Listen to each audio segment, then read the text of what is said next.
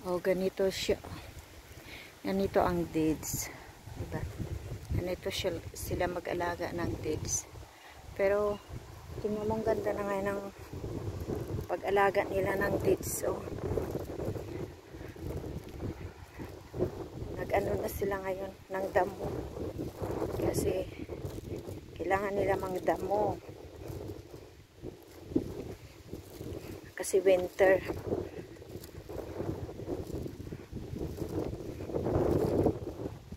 Kasi pag tag-init, hindi na sila masyadong makapagdamo dito kasi sobrang init. Kawawa naman sila.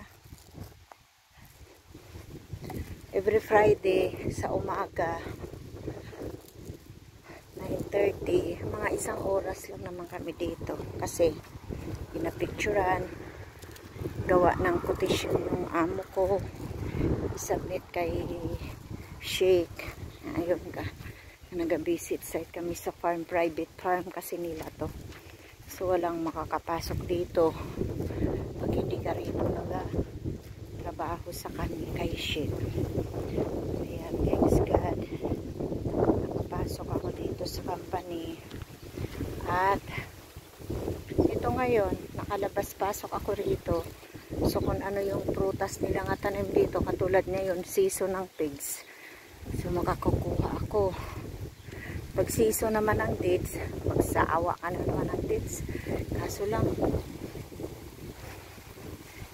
magsawa ka rin, baka mag-diabetic ka. Pero, ang mga bunga siguro ng dates dito, pag ina-harvest nila, siguro inaano nila, pinapakain sa mga hayop. Kasi dyan sa kabila na yan, isang farm na yan, pinsan yan ni Sheikh. Sa sunod doon, kanila Sheikh din yan. Nakapasok din ako dyan. May mga ano doon, karbaw, may baka, may mga, ano ba yun? Yung tupa, yung laham ba? Laham. Yun, pinapakain niya nila. Tapos yung mga tanim doon sa kabila na may mga damo, sinasadya nila yung itanim kasi yun ang inaani nila at pinapakain sa alaga doon nga hayop si kay Sheikh. Tapos pag Ramadan, kinakatay nila yun kasi marami silang tauhan, dami nilang farm. So every time na mag Ramadan, kakatay lang sila, pakain nila sa mga tauhan nila. Minsan pupunta kami doon sa kabilang farm pag may kailangan kami doon i-check ng mga tanim nila.